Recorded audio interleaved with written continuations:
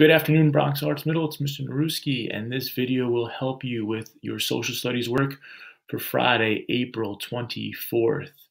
It is the end of the week. It is the end of our topic about the Indian Removal Act, and it comes to a sad end with the Trail of Tears.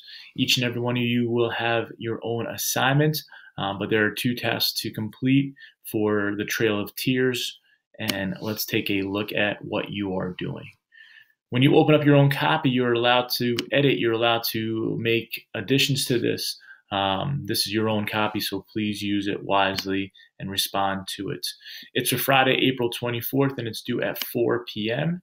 A little bit of background on the Trail of Tears. After the Indian Removal Act was passed into law in 1830, Native Americans had 2 choices: accept or resist. Most Indian tribes decided to accept the law and move out west to their new homes. However, the Cherokee Indians were against the Removal Act and resisted the longest. In 1838, the U.S. government sent in soldiers to round up the Cherokee and move them by force. Forced to walk in the cold, rain, and snow with little clothing, many grew weak and ill. Family members were forced to bury the dead along the trail. More than 4,000 Cherokee Indians died on the journey. Whenever the Cherokee speak of this time in history, they call it the place they cried. This is why it is now called the Trail of Tears. You're going to be looking at the Trail of Tears a little bit on Friday. That's just a little bit of background to help you have some context. Your first task is to read and annotate a primary source from the event for the Trail of Tears. As you read, add your own notes in the margin. You're going to click and drag sentences that are important to you, and then click that little plus sign that pops up to write your own comment. And you need at least 5 comments for full credit. Some people did a really strong job with this the other day.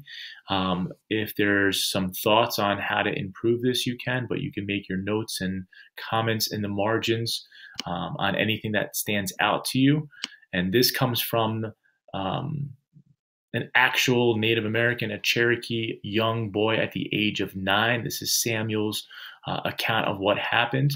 And these next few paragraphs are all the primary source. So the first task is to read and then create your own annotation in the space provided. Maybe there's something that catches your eye. For instance, they herd us like we are cattle. You may want to take that sentence. When you click and drag that sentence, a little plus sign will come up on your computer.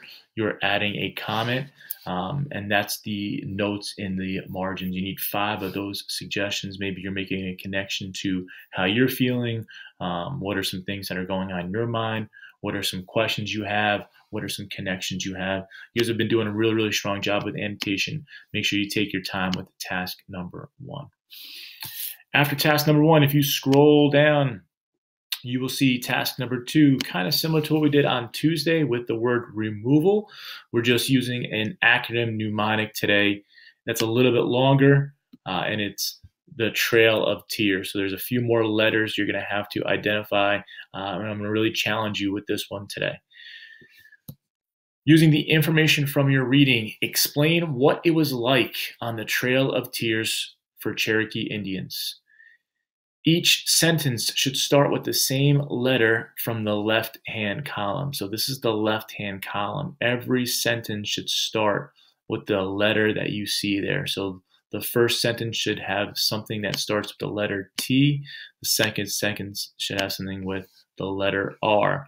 You could paraphrase information, put the information into your own words, or use direct quotes as evidence, and that would come from the reading source, the primary source for your responses on the right-hand column. I'm going to model 2 for you to get you an idea of what's happening.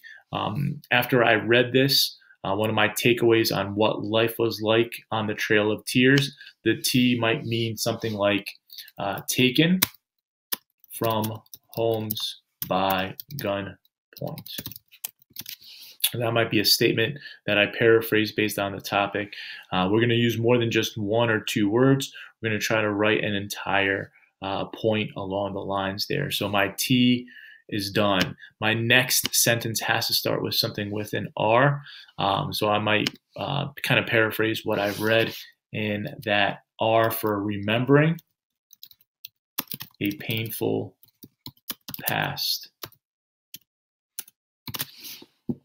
And I could use that to continue along the ways. Think about making your mnemonic original, something a little bit different, something a little bit creative. There are 10 letters. You're going to have to complete the trail, and you're going to have to complete the tears. Each of those letters should be the start of your sentence for your mnemonic. And think about what it was like for the Cherokee Indians on the Trail of Tears. Let's see if you could be original. Let's see who could come up with the strongest mnemonic for our task 2 assignment. And then that is it. Let's finish off the week on a strong note. 2 tasks, and that is all about the Trail of Tears. If you want to get a jump start on this assignment, you can. If you're struggling with anything, if you want to come join us tomorrow at 9:30 for the Google Meet, we are talking about the Trail of Tears, and we're ending this week on a strong note. Have a great rest of your afternoon. I will see you guys tomorrow.